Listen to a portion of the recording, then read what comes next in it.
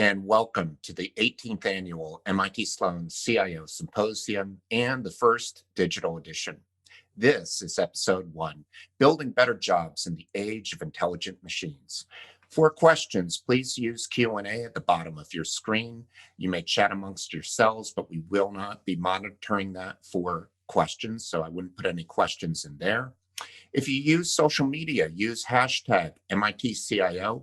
And to join the discussion this week, please post any comments in the 2021 Symposium program under the topic Future of Work.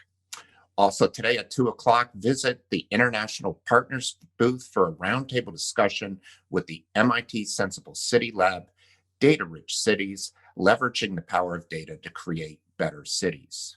Well, without further ado, let me introduce our host, Irving Wladawsky-Berger. He is a fellow at the MIT Initiative on the Digital Economy. He is also a CIO Leadership Award judge. He's a member of our panel and speaker planning team, a personal advisor to me, and so join me in welcoming Irving Wladawsky-Berger. Hello, Irving.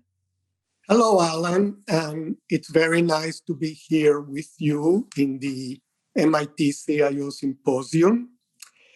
And it's now my pleasure to introduce Dr. Elisabeth Reynolds. Dr. Reynolds was appointed Special Assistant to the President for Manufacturing and Economic Development on April 1st. And she's also been a member of the White House National Economic Council. And in fact, Elisabeth is participating in the symposium from her office in the Executive Office building right next in the White House complex. Before that, Dr. Reynolds was a principal research scientist and executive director of the MIT Industrial Performance Center, as well as the executive director of MIT's Work of the Future Task Force. Welcome, Elisabeth, and it's really a pleasure to have you with us here. When we started talking about your participation in the symposium, so you could tell us about the really important work that you led as executive director of the Work of the Future Task Force, we didn't imagine that you would be doing the talk from the White House complex, but here we are, and it's a pleasure to talk to you from there. Thank you, Irving. Now, I've been following the MIT Work of the Future Task Force since it was launched by President Rafael Reif in the spring of 2018. And then you and David Otter and your other co-hosts led it for the next 2 years, and the final report was then released this past November. Could you tell us about the task force, what it was about, and your key findings and recommendations, and then we'll talk about it. Great, I'd love to. And thank you again for having me. It's a real pleasure. This is, in fact, my first day in my new office. So I figured out how to plug in the computer and work Zoom. So that was good. And I'm really kind of touched and happy that my first Zoom is actually with MIT, a place that I have such great friends and a great experience over the last 10 years running the IPC. And so it's wonderful to be back connected virtually, at least with everybody. So let me begin by talking about the task force. And I will show a few slides to highlight some of the key findings of the task force. But before I do that, I want to say that the effort of the task force by President Reif was really something that happens very rarely in the history of MIT. It's about trying to bring an effort across all 5 schools to a problem or a challenge that is perceived as being something that's facing the nation or even facing the world. And so for a few times in the history of MIT, there's been this effort to sort of pulled together faculty from across all 5 schools to tackle that kind of challenge, or that kind of one sort of problem that we all face as a society. And so this was one of those few times that the president did lead and created this task force. It was a faculty of about 20 faculty across all 5 schools, representing both the technical side, the engineering, the roboticists, the computer scientists, as well as the social sciences, political science, anthropology, economics, of course. And I was really honored to lead this with my colleagues, David Otter and David Mendel.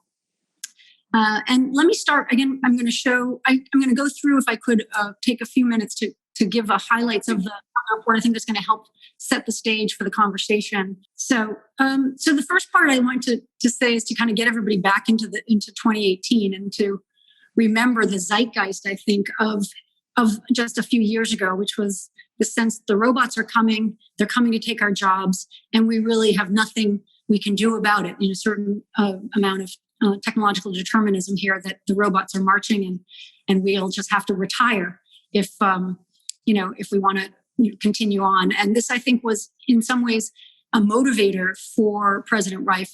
He was getting a lot of questions, I think, from the broader community. MIT, you invent these robots. What are you going to do actually about their implications for society? And this is a billboard that I was seeing driving to work every day for several months. And I think it captures that kind of sense of helplessness that existed. And if people remember Super Bowl 2019, we had, it was commercial after commercial of robots who were drinking beer with you or doing whatever they were doing.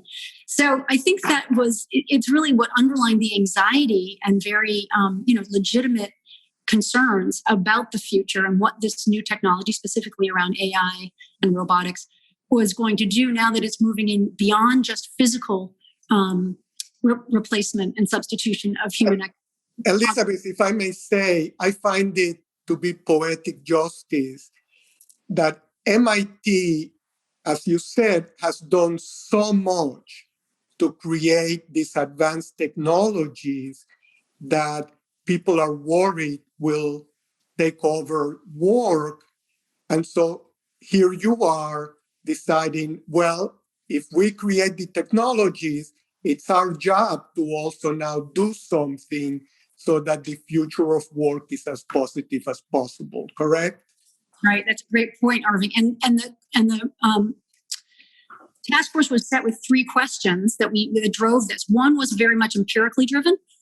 What do we see currently happening in firms and in industries with respect to new technology? What kind of technology are they introducing? How is it affecting? And what's the interplay with human tasks? Because really what we have seen is that the technology is really working at the task level, not so much at the occupational level. So people's occupations are pretty much holding steady. The tasks within those occupations are changing. But the second important question that I think, and a place like MIT can really take on is, how can we shape those technologies such that they are really working to augment workers? And if you're in the business of inventing the robots, then you actually can decide how that might be implemented. And then finally, and most importantly, was how do our civic institutions and evolve so that we lead to these technologies can be used to promote greater shared prosperity. What we've seen is that a certain percentage of the population has borne the brunt of a lot of these technologies. It's sort of with negative economic impacts, and so we need to really look at ways in which we can shore up our institutions to support workers in that process. I would say that the report came out in November, and it was really well received, if I could say so, with a lot of attention. And I think part of that attention was because it was MIT. You think MIT is going to talk about the robots and about the technology, but in fact, in this report, the technology is not the main part of the report. The technology is a part of the story. It's really about workers, work, and labor market institutions. And I think both of those combined is really the strength of the report and the strength, frankly, of MIT. So let me go now to some of our highlighted findings from the report. The first is to say that technological change is certainly replacing work, but it's also creating new work. It's not eliminating work altogether. When we started this work, there's the whole question, the end of work. Will there be enough jobs? And in fact, we called this the work of the future. Sorry, that is a government laptop talking to me. don't know what it's saying, unfortunately. But the idea that there would be no work left, that we'd be, having to introduce some sort of universal basic income or something to that effect. I think if we look over the last century, what we know is that automation has been introduced decade after decade. And in fact, we've had increasing labor market participation over that period of time. And I think as this chart shows, which was done by my colleague, David Otter, if we look at today's jobs, more than 60% of them had not yet been invented in 1940. And so, of course, it's very easy for us to count what we've lost looking backwards. It's very hard for us to look ahead. And as this chart shows, in the blue are the employment share of certain jobs in 1940. And then the next column in the pink and the green shows what the breakdown today in 2018 between in the green jobs in 1940 and the pink new jobs that have been created since that time. And I think what's no surprise, of course, we've lost jobs in farming and mining, we've lost jobs in production. But we've grown a lot of jobs across the board, particularly, of course, in the professional area and in the personal services. But even in manufacturing, half of the jobs in manufacturing today did not exist, 80 years ago. And I think it's important for us to remember all of these industries, all of these jobs have an opportunity for innovation and for new technology to bring new opportunities there. If we look at some of the jobs, this just gives a highlight sort of by decade of some of the new occupations that were introduced into the census every decade. So you go from airplane designer in 1950 to the medical technician in 1990 to the wind turbine technician in 2010 on the left-hand side. But interestingly and importantly, on the right-hand side, we had increasing growth and change as well in the services and personal services. So from beauticians to conference planners to the sommelier, which I think is reflective of the affluence of the last several decades. But just a point to make clear that actually innovation is critically important to our understanding of the future of work. And so this is, I think, a key message from our report. The second point that is, I think, also grounding the work of the task force is that what we've seen over the last 4 decades, is that rising labor productivity has really not translated into increased income for the typical worker. And that's largely because our labor market institutions and policies have really fallen into disrepair. And I think this chart helps capture what that has happened over time. And people may be familiar with this, but this shows us at the top line sort of what's happened with productivity growth over time. And you'd say, if you were to just look at the blue line that's tracking it, which is average compensation for workers, you say, well, things are looking pretty good. Since the late 1940s, really average compensation has tracked productivity. So that's a sign of, sharing the overall benefits. However, if we were to take out the 4-year college degree holder and the supervisory roles, what we see are those bottom line, the pink and the green lines, which really show this divergence starting in the 1970s for what's happened for the typical worker, which represents 60% of workers in the United States. And if you're in that category, you certainly aren't excited about innovation and technology. You have real legitimate reasons to be concerned about what the future holds for you. And I think what we know here is that there are a number of factors that have driven this divergence. So the first factor is certainly technology. We know that digitalization has certainly played a role. You can, the introduction of computers has been so transformative, it's hard for us to remember what existed beforehand. But what happens with technologies is it tends to sort of complement the higher educated worker and replace the tasks of the less educated worker, right? Where their tasks are more remote or more rote, and what we know in this case of, this is not just in the US, this is sort of an international trend, is that we've seen a sort of shrinking of middle skilled jobs. So those are our production jobs, our clerical and administrative jobs, while we've had growth in sort of lower pay service jobs and growth in our high pay professional jobs. And so you get this sort of barbell economy, which has also led to a bit of hollowing out and sort of exacerbated some of the inequality that what we just saw.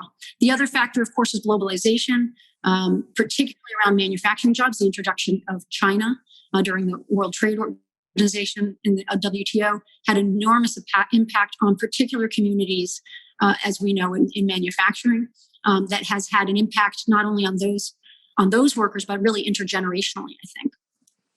And then finally, as I mentioned earlier, labor market institutions, that our labor market institutions have been weakened over several decades, whether that is unions, whether that's the minimum wage, whether it's employment regulations, with the rise of gig workers. There's just a lot of ways in which workers are less supported than they have been in the past. And I think this chart also helps capture that. This is, some of low paid work in the United States is some of the worst paid work among our peer nations. And if you are working in a McDonald's in the US, as this chart shows, you may be making $10 an hour. That same job would pay you $14 an hour in Canada, about a third more than what you're making here, and you'd have healthcare benefits.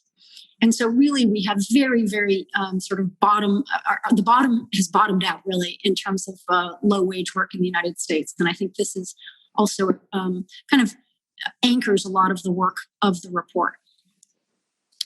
Finally, of course, technology. We wanted to talk about technology and look at exactly what's happening there. And no doubt, there's just a tremendous amount going on in terms of the use of artificial intelligence and related technologies that are going to impact every single industry and every single job.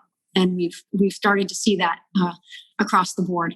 But on the whole, what we found is that it's unfolding gradually. And for those who are in companies involved in introducing new technology, I think they have been the biggest proponents or the biggest voices of caution to say how transformative this technology will be and how quickly that will happen.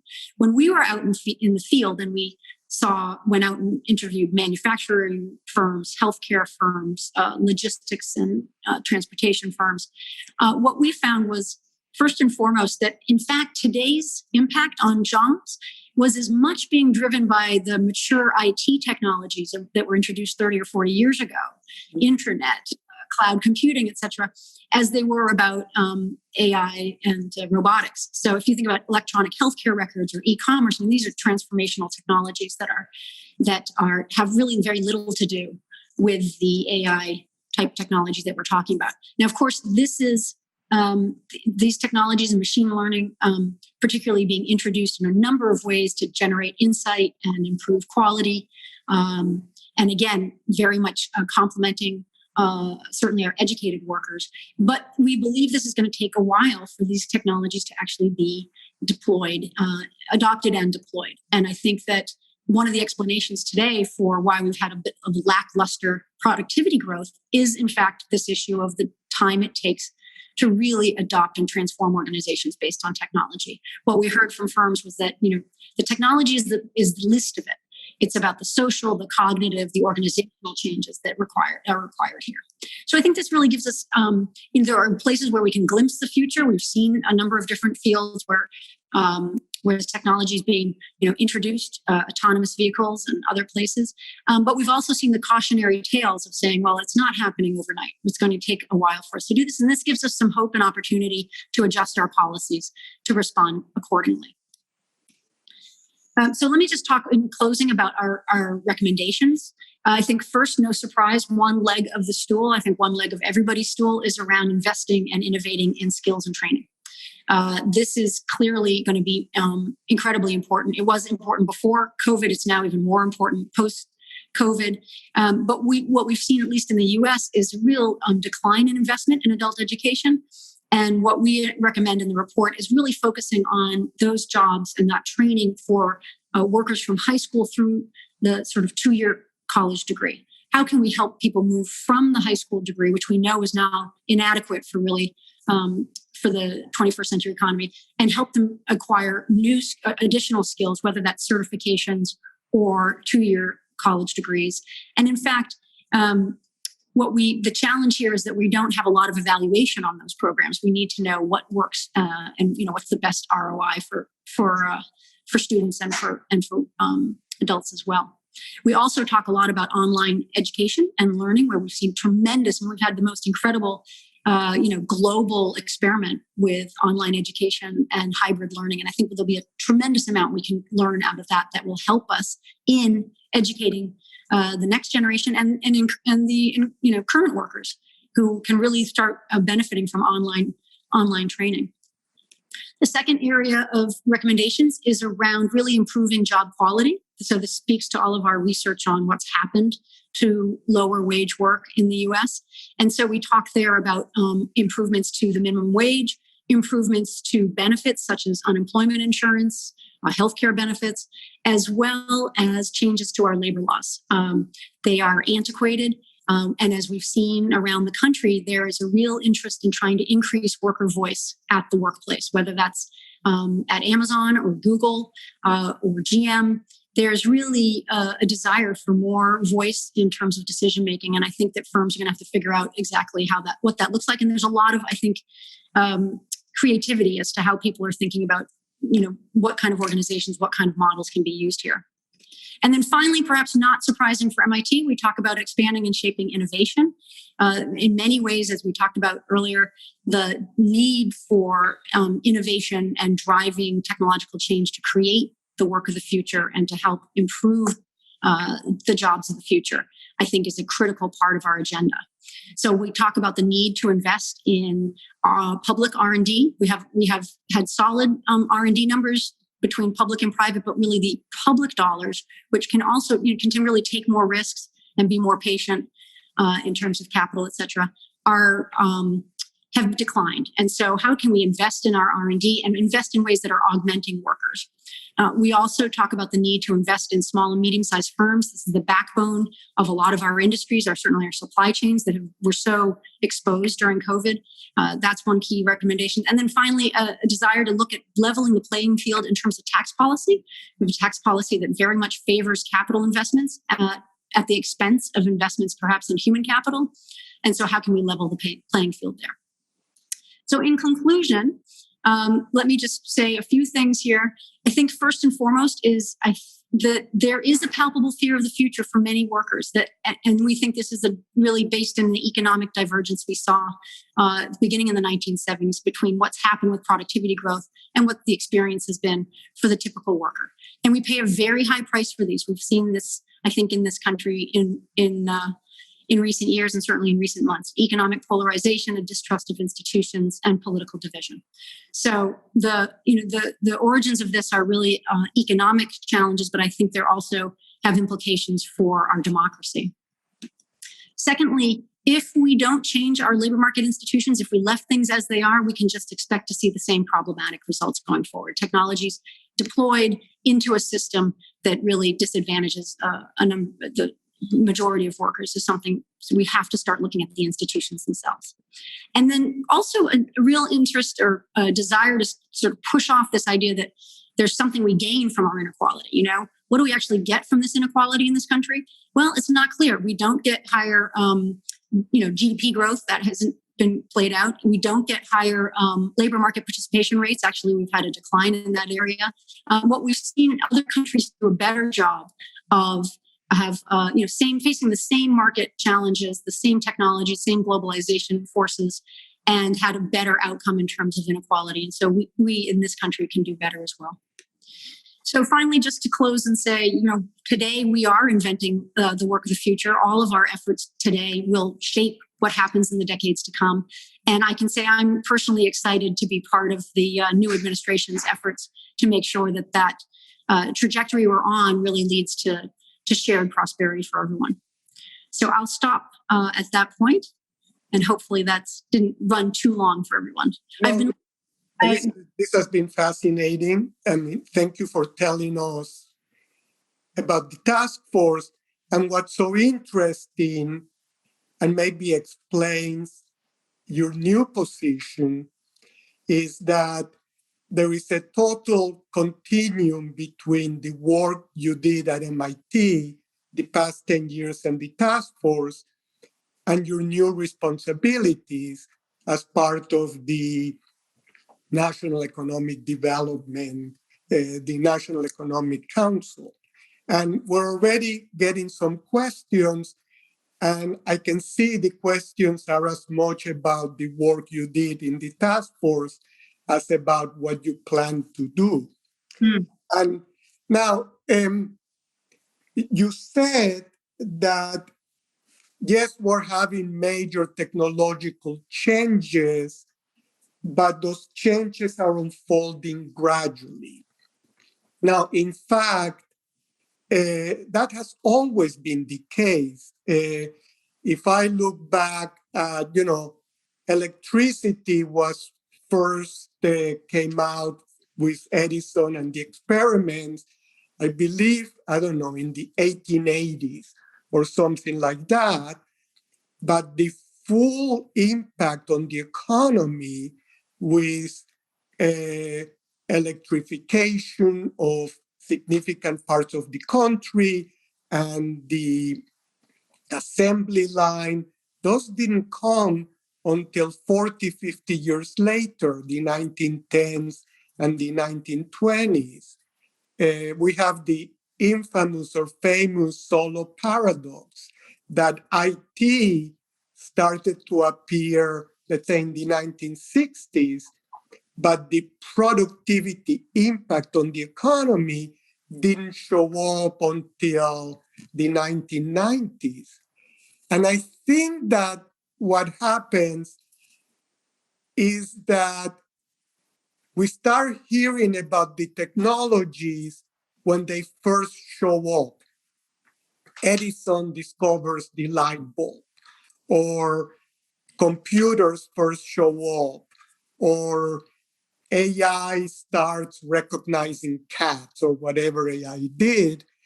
There is a huge difference between when the technology first comes out of the lab and when it gets deployed at scale, and only then do you see the economic changes. Is that a correct view of this? Well, certainly, Irving, you have firsthand experience at looking at some of this as well, but that's certainly what the research shows over time. And, this famous quip, right, that we overestimate the impact of technology in the short term and underestimate in the long term.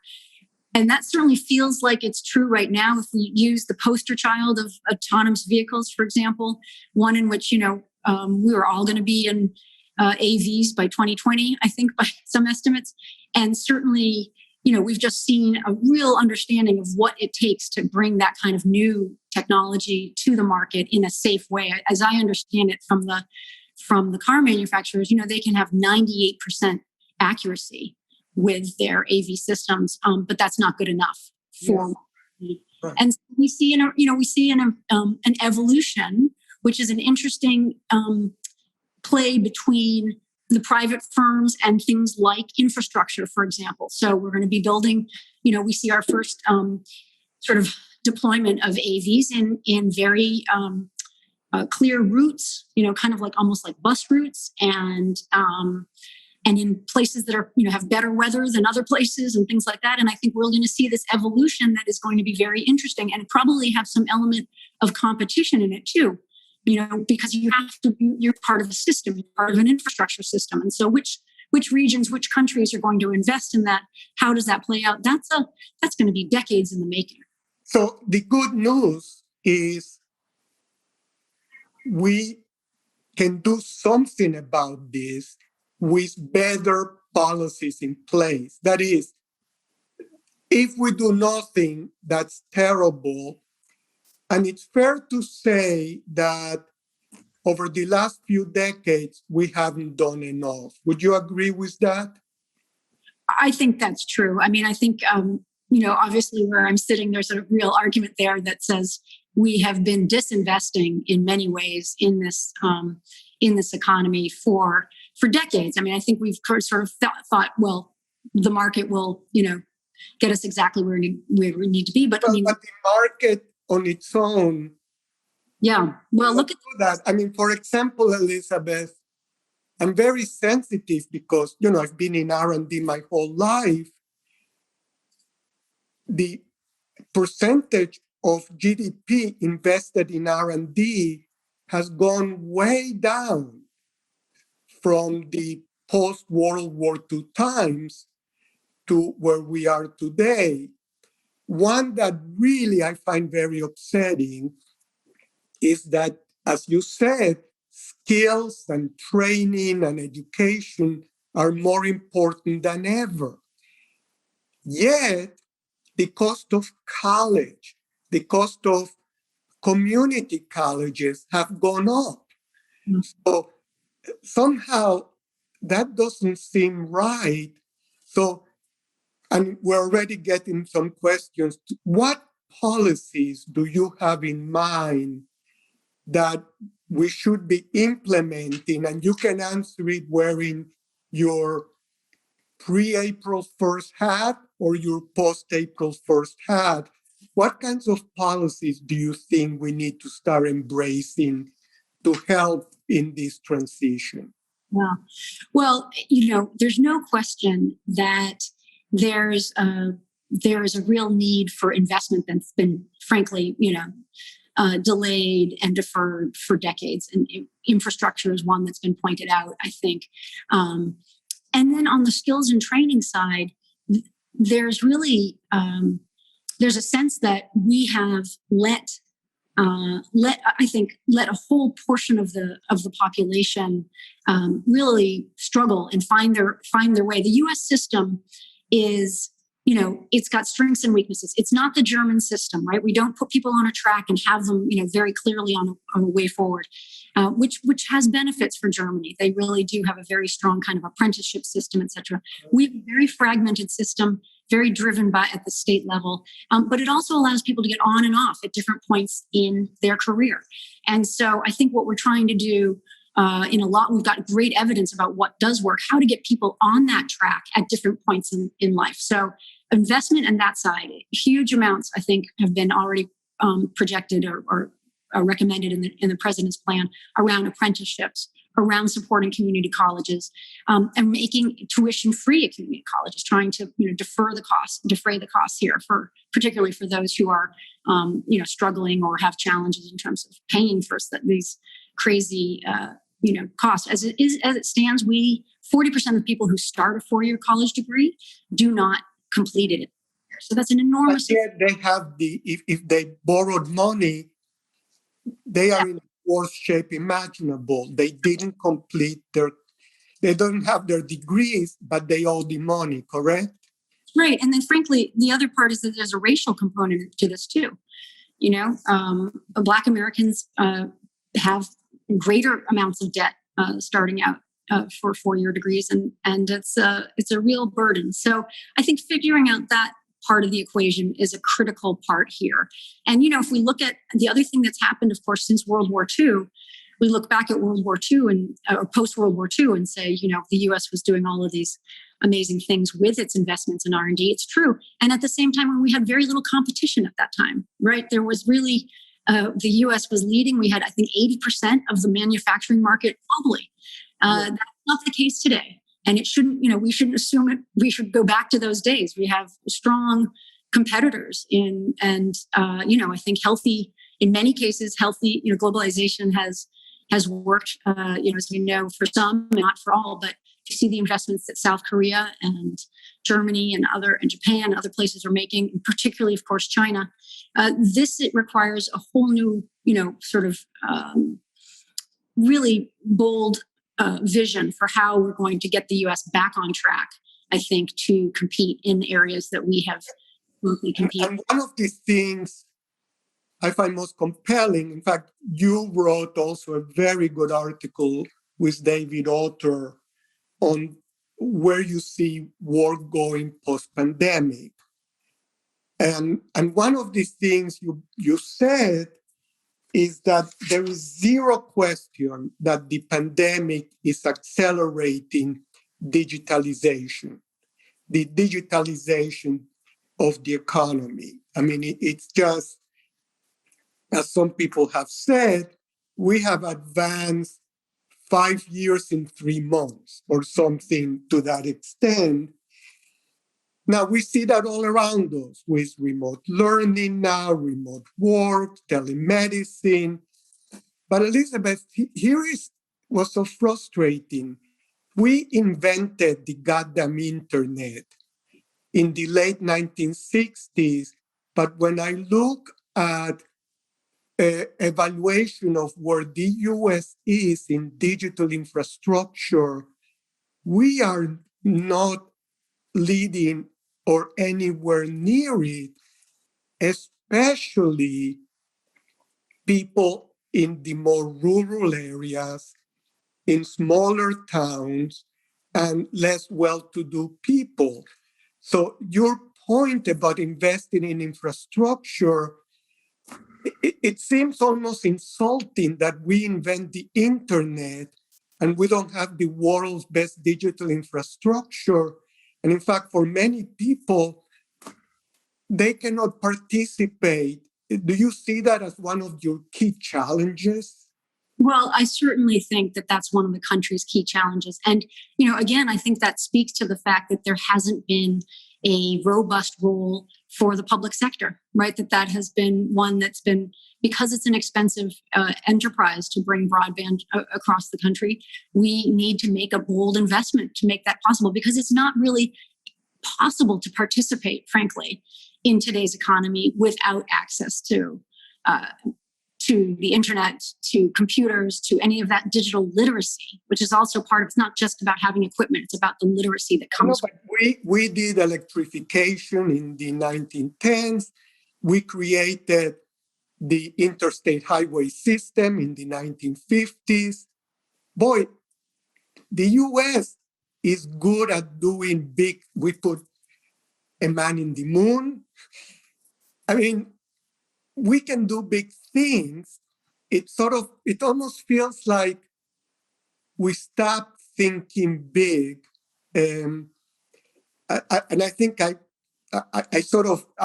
my degrees are from the University of Chicago, and in physics, not economics, but I blame the Chicago school for having taken us in the wrong direction when they started to say the market will take care of everything. Well, I'm a free market capitalist. I worked at IBM. I've been very involved with the private sector.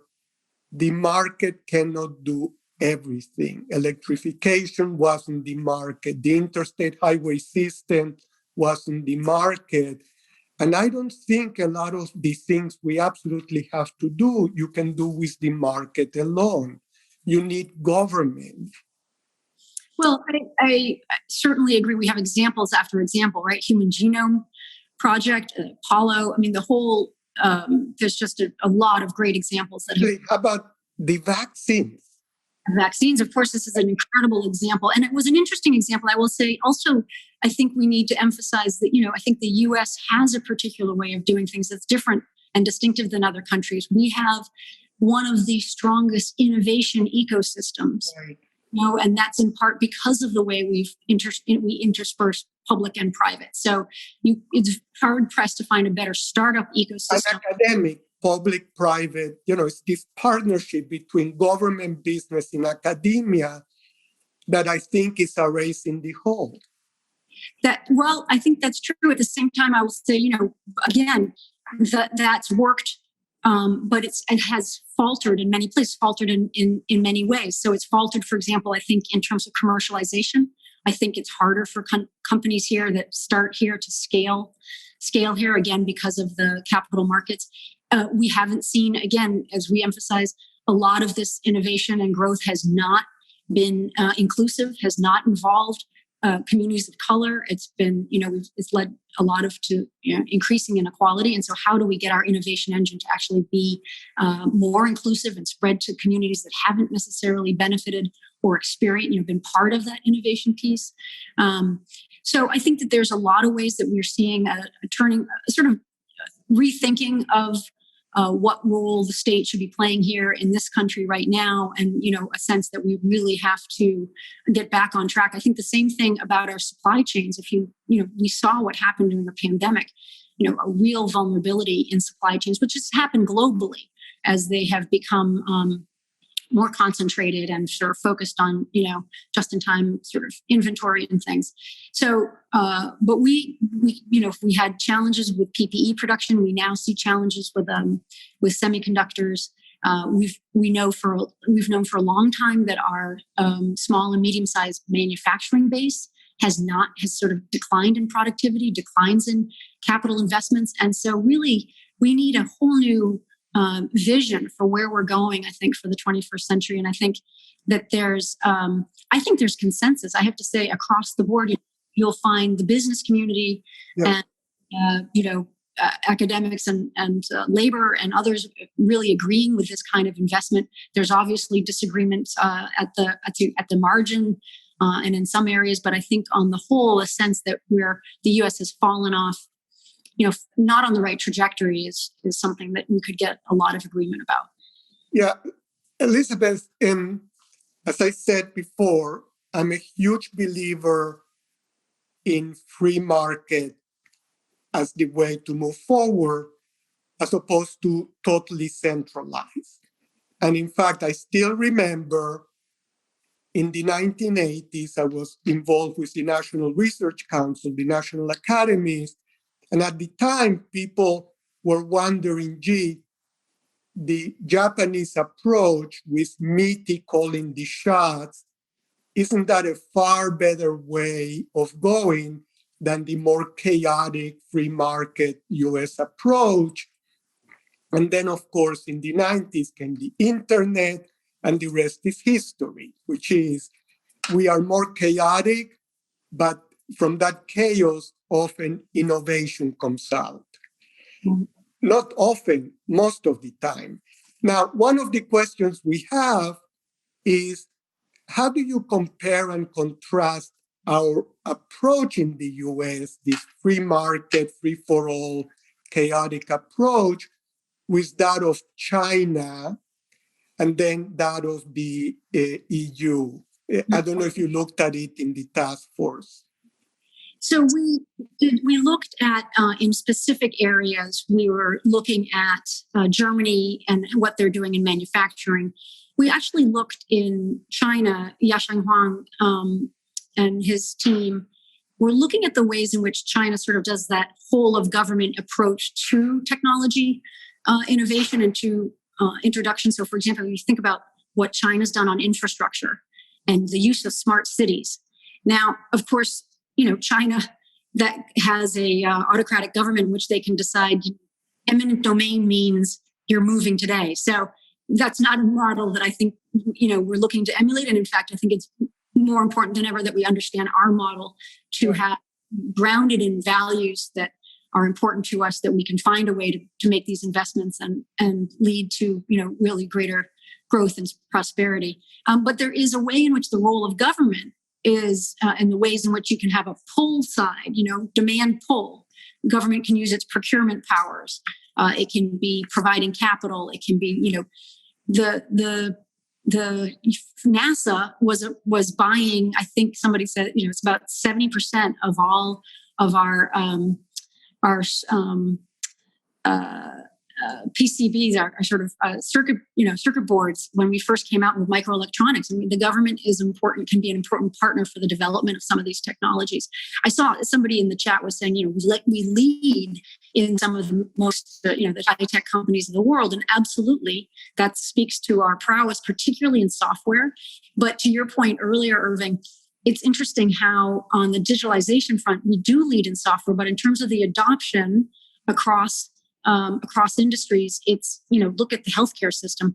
Yes. Healthcare is one of those industries where we, went out and nobody was worried about the robots taking the jobs in healthcare. That, everybody just wants better technology, better productivity in the healthcare system on the whole, better jobs. We just have a huge demand given our aging population for work in healthcare, and the care economy is a huge part of the Biden plan. And so, more technology that could actually help workers and augment them. This is a great point by Rodney Brooks from MIT's engineering at CSAIL, was, in the past, and I am not, it's obvious I am not a AI expert, but that AI was initially conceived of as replacing human intelligence, right? That's the Turing test. Somehow you can't tell whether it's a human or actually, what if we thought about AI as augmented intelligence. Exactly. You're developing a technology that says, okay, how can I really use AI to augment the home healthcare worker? How could we find a way in which you're both providing physical help, you're providing, tracking somebody's medication, you're communicating with folks. And that's the goal of the of the design. We're not replacing the worker, we're augmenting the worker. And so I think that's the kind of opportunity that lies ahead. In fact, MIT has been very involved in this area of human-machine collaboration.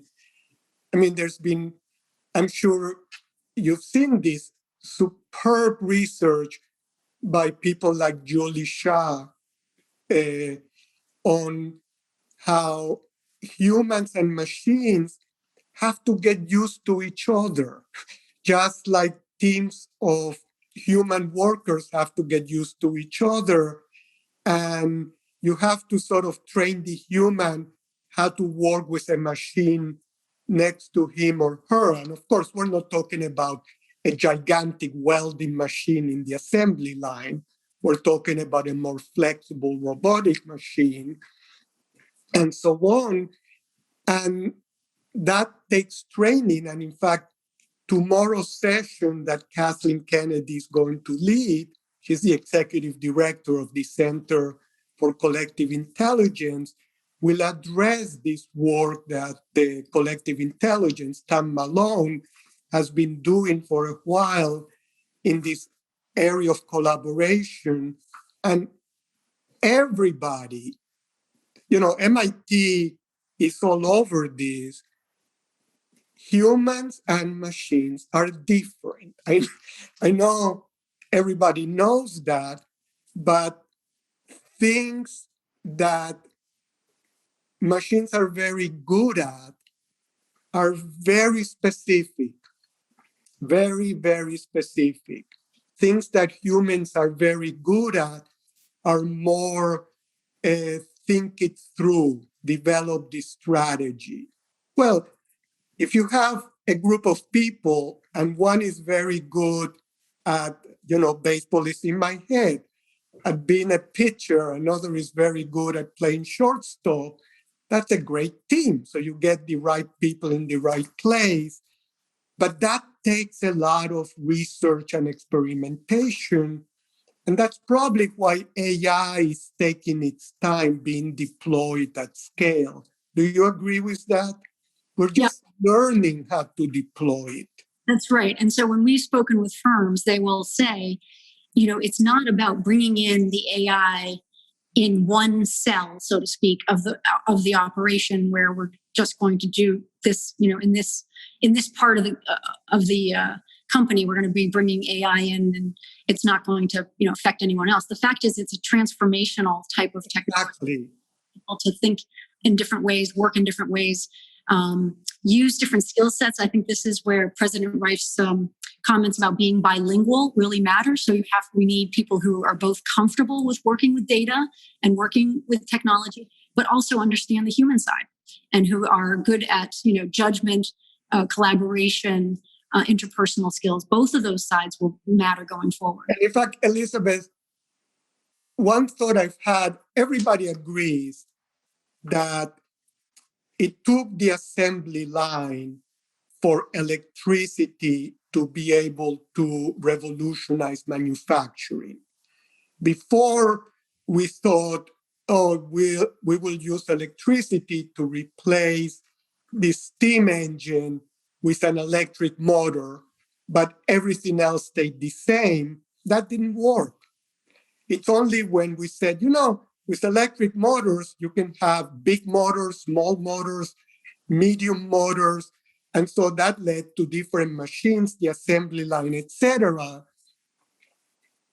I think more and more the transformation to learn how to work with AI may be as big as the transformation that led to the assembly line, where we all have to figure out new processes, new ways of working, etc. Does that make sense to you? I don't feel like I can really fathom what the implications will be, because I think they are enormous. So I do think it's transformational, and I think that it's it's in small and large ways. I think for any firm that's been introducing AI at the margins, right? All of a sudden we have some sort of machine learning that helps us sort through, all of the photos we have of staff of our 50,000 staff members, or it helps us sort through, figure out how to make decisions better around certain, options in terms of sourcing products and things in our supply chains. All of this will have a huge impact across organizations, no question about it. But I think that it's going to be uneven. I think it's going to be very, the firms and the industries that are quick to adopt this will be the ones that traditionally are, and there'll be others that, like, for example, like healthcare or like some firms, which will take much longer because of the distributed nature of the industry itself. So I will note that, here we are, the unbelievable adaptation of humans. And again, this is mostly the, educated humans who could work from home, 30% or so in the US, but practically overnight, within weeks, if not, certainly months, we had an entire country, if not all, working off Zoom or working, remotely. And as my colleague David Mindell has pointed out, this is in fact a form of automation. Its own. Yeah. You and I don't head into the office anymore. We don't, buy lunch. We don't go travel and spend the night at a hotel. All of those things have actually, hit those jobs and hit those service workers hard. But it's incredible that kind of coordination that happened because, when we introduced the phone, that took decades before we had phones across the world. Here, we're all working on this kind of technology that I think is going to, will have impacts on productivity that we don't really see just yet. And Elisabeth, a question I've had in my mind, and this one is very close to your new job, given your responsibility, your special assistant for manufacturing and economic development. Could we, given automation, given machines, given AI, given 3D manufacturing, the nature of manufacturing over the next few decades will be very different from what it has been in the past. And all of a sudden, labor arbitrage, which caused a lot of jobs to leave for other countries, may not be quite as important because what you need is more the intelligent manufacturing. What can we do to create centers of manufacturing in the US? The kinds of centers of multiple skills in different states that, let's say, we had in Detroit 50 years ago. Do you see that as something maybe that you will be thinking about in your new job? I feel like you've just teed up a real softball there, Irving, because that is in fact what my new job is all about. I think we're at the beginning of an incredible opportunity for U.S. manufacturing. We have seen, and it's the technology that allows us to be competing, I think, in many ways, and bringing, our expertise and sort of focusing on more personalized, customized manufacturing. But it's also sort of the changing geopolitical situation where people are not, as we've seen before on supply chains, companies not interested in being sole sourcing from one place or another, looking at ways in which either bringing onshoring or nearshoring is important, again, for responding to markets and responding to customers. And it's really in the regional ecosystem that we develop our strengths. You can hardly find a better place than the Detroit region for both innovation in design and in production. And I think that's about, for at this point now, it's about taking that new technology, investing in the skills for workers and transforming going forward. I don't believe that we're really, the problem of the challenge going forward is going to be about bringing things back. I think it's about inventing here. And exactly. We've got opportunities in biomanufacturing, in medical device, in semiconductors, in advanced manufacturing itself, we're now very much leading on robotics and manufacturing and innovation, 3D printing. So there's a lot of opportunity for actually starting and growing new industries, new emerging technologies here. And I think that we've got a great opportunity. We have tremendous backing by the administration now, significant not only on the R&D side, which is so important, but also on this idea of commercialization of companies that are making things and making sure that they make them here in this country. So how do we provide them the financing? How do we think about, again, that demand pull and the role that government can play there? And then how we develop these ecosystems. The manufacturing, I am in Massachusetts. I've been working with Massachusetts manufacturers for a long time. We are short, tens of thousands of workers, manufacturing workers in New England, in the Midwest. And this is about finding workers, getting the next generation excited about it. I would expect a lot of those jobs, you don't need a 4-year college degree. You probably need a really good 2-year trade school or community college, more of the German model. Yeah. Am I correct? So if you get a college degree, that's nice, but you don't necessarily need it for those jobs. Is that correct? It's completely right. And I think our vocational schools and our apprenticeship programs are all geared towards that. And, this is something that we've seen a lot of companies, or at least a few companies, leading on to say, let's train, let's not look at credentials to decide who takes a job. Let's look at capabilities. So IBM has created the Pathways Technology Program. They used to hire cyber technicians with a 4-year computer science degree.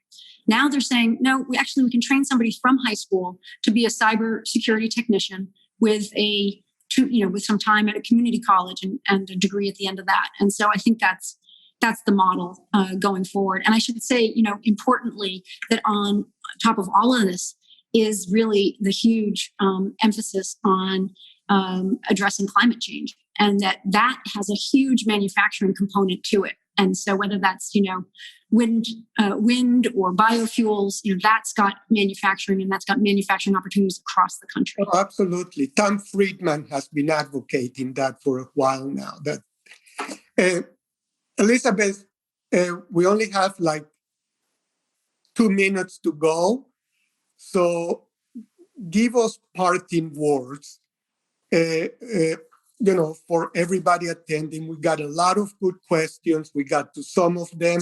I wasn't able to get to all of them. But give us some parting words on what you think we all need to do to get ready to this future of work that you envision. Well, I'd say for the audience that's with us this morning, I hope that everyone is thinking about what their organization is doing, both internally and also more broadly, to help with this transformation. So internally, how are we providing people with the skills and the pathways forward to make this transition? But externally, do we have apprenticeships? Do you have internships? How are we bringing in the next generation? Because there's nothing more important than workforce skills and actual work-based learning for helping that next generation get there. I think also understanding that we are at a moment in time that requires very bold vision and significant investments, both by the private and the public side, at working together. There is a question that we face certain threats that we have not seen in the decades past, and we really need to, invest in the nation's competitiveness going forward. And it's an investment that has been, lacking for several decades. So I hope that everyone's, sees the value of some of these ideas and also will help to make, realize them in our communities across the country. Also, I must say, we sometimes, because cable news is totally focused on Washington,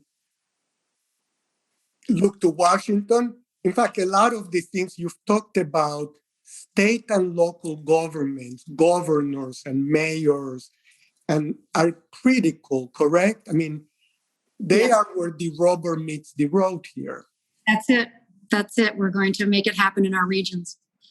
Alan, We've had a great discussion. I want to thank Elisabeth for a wonderful explanation of MIT's Work of the Future Task Force and for sharing with us her ideas both of the work she led and of the work she's going to lead in her new position.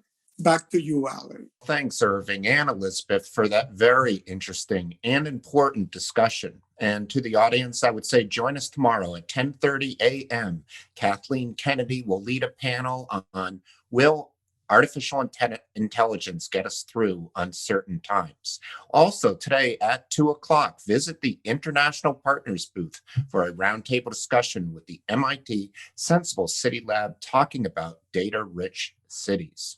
Follow us on Twitter, Facebook, LinkedIn, and YouTube. Replays will be posted in the 2021 Symposium Program agenda page. Bye for now.